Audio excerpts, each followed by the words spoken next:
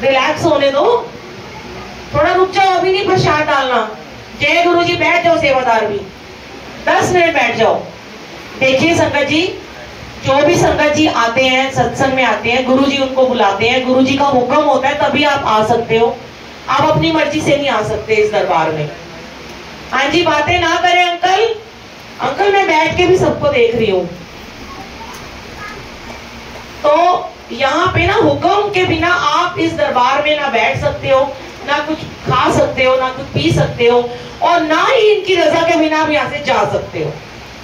अगर इनकी मर्जी नहीं है ना, कई जगह ऐसा होता है कि लंगर प्रसाद ही तैयार नहीं होता और बड़ी जल्दी मची होती है लोगों को, आते भी देर से और जाने की जल्दी। जब लंगर प्रसाद ही नहीं होगा, भोग ही नहीं वहां से लगेगा, बैठे रहो 1 घंटा और, तो आते अपनी मर्जी से हो, जाते इनकी मर्जी से हो। और यहाँ पे हुक्म भी इनका मानना पड़ता है हमें। जो हुक्म मानता है ना, जैसे दीप्ति आंटी ने बोला, उनके सारे काम यूं तुरंत चुटकियों में हो जाते हैं, क्योंकि वो बहाने में है, रजा में है भगवान की। प्रभु ने जो कह दिया, अगर मान लिया कि ये मेरा गुरु है, सबसे बड़ा सतगुरु नानक जिन कल राखी मेरी। वो सतगुरु भी है, वो गुरु जी भी है, वो शिव जी भी है, वो ब्रह्मा विष्णु महेश है, वो सब कुछ है। तो जब आपने अपने सतगुरु का दामन पकड़ लिया और अपने सतगुरु का कहना मान लिया, तो कैसे नहीं आपके काम पूरे होंगे, ये बताओ। और आज हम इतने दुखी हैं, कोई कितना भी कहे मेरे बहुत पैसा है, मैं बड़ा सुखी हूँ, कहीं ना कहीं छोटा सा, कहीं ना कहीं कोने में दिल के दुख जरूर छुपा हुआ है। चाहे पैसे का नहीं है, चाहे बिजनेस का नहीं है, शरीर का ही दुख है, शरीर में कुछ ना कुछ बीमारी लगी हुई है। तो सबसे पहले ना, जब हम गुरु जी को मानते हैं ना, गुरु जी हमें पैसे तो बहुत बाद में देते हैं, सबसे पहले ना वो हमारी हेल्थ को ठीक करते हैं, आपको पता है। और अगर आपकी हेल्थ ठीक हो गई तो आपका सब कुछ सही हो जाएगा।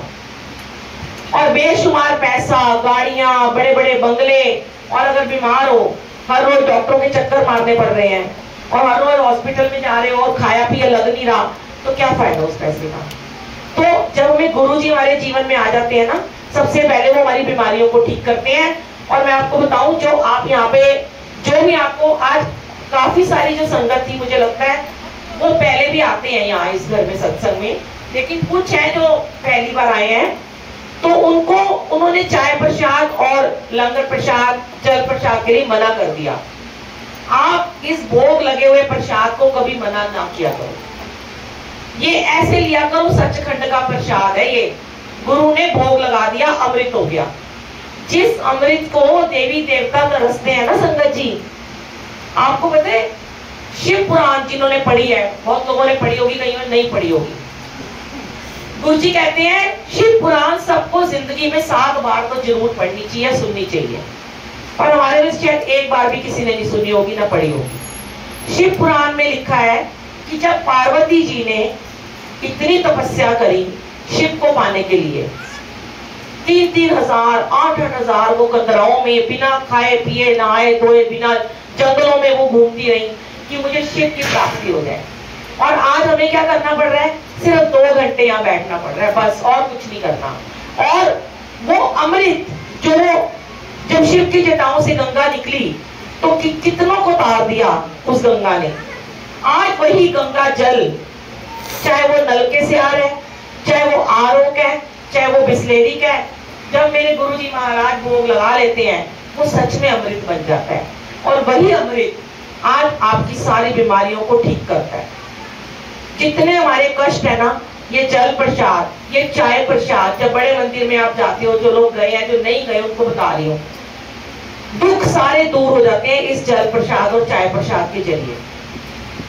अगर आपको ये पकौड़े, ये स्नैक्स नहीं भी खाने, चलो कोई बात नहीं, हम फोर्स नहीं आपको करते, बहुत लोग आजकल डाइटिंग भी करते रहते हैं, पर चाय मत मना किया करो। जिन्होंने जिंदगी में कभी चाय भी ना पियो, वो ये वाला चाय प्रसाद, इसको दवाई समझ के पी लो। सारी जिंदगी कड़वी दवाइयों से बचे रह जाओगे, देख लेना, और इंजेक्शनों से बच जाओगे। जो जिंदगी में इतने बड़े बड़े इंजेक्शन और दवाइयां लगती है ना, और आईसीयू में पड़े होते हैं हम लोग, और क्या क्या नहीं हो रहा था, किसी का डायलिसिस, किसी का कैंसर, किसी को डिप्रेशन, किसी को कोमा, किसी के ब्रेन ट्यूमर, ये सब खत्म होगा ही नहीं, कभी होने वाला होगा। अभी आपने वो सुना, गुरुजी तेरा शुक्राना, याद है उसमें कितनी प्यारी लाइन थी, टाल देते हैं आने वाला काल गुरुजी,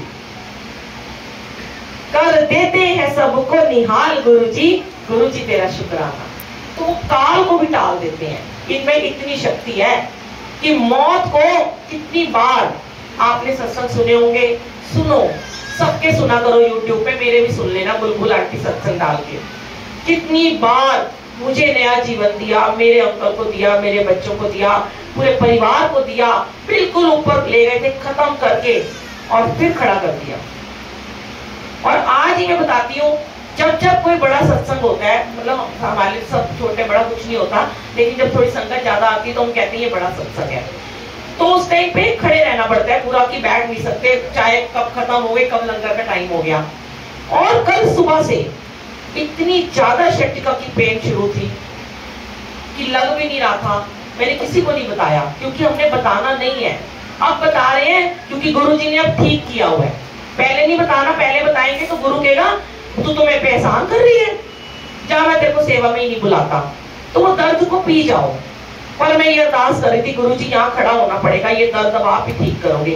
पूरी रात दर्द होता रहा घुटने में, पूरी लेग में, नहीं ठीक हो रहा था कि कैसे होएगा पता नहीं। पर मुझे इन पे पूरा भरोसा है कि जब हम दरबार लगाने आते हैं ना, और तब जब गुरुजी का दरबार लग रहा होता है, पता नहीं सारी दर्दें कहाँ चली जाती हैं। और पूरा टाइम उन्होंने खड़ा किया, हल्की फुल्की हुई दर्द, ये मुझे पता है यहाँ से जाते ही फिर शुरू हो जाएगी, पर ये लाज जरूर रखते हैं। और कितने सारे भजन है जो हम चला भी नहीं पाते हैं। तो अभी आपने सुना ना कि मेरे परिवार की रखना सदा तुम लाज गुरुजी, कि तेरे चरणों में है मेरा परिवार गुरुजी। ये अरदास किया करो, शुक्राना किया करो, मालिक आज हमें इतना कुछ दे दिया, इतना अच्छा शरीर, इतना स्वस्थ हमें बनाया है कि हम आपके दरबार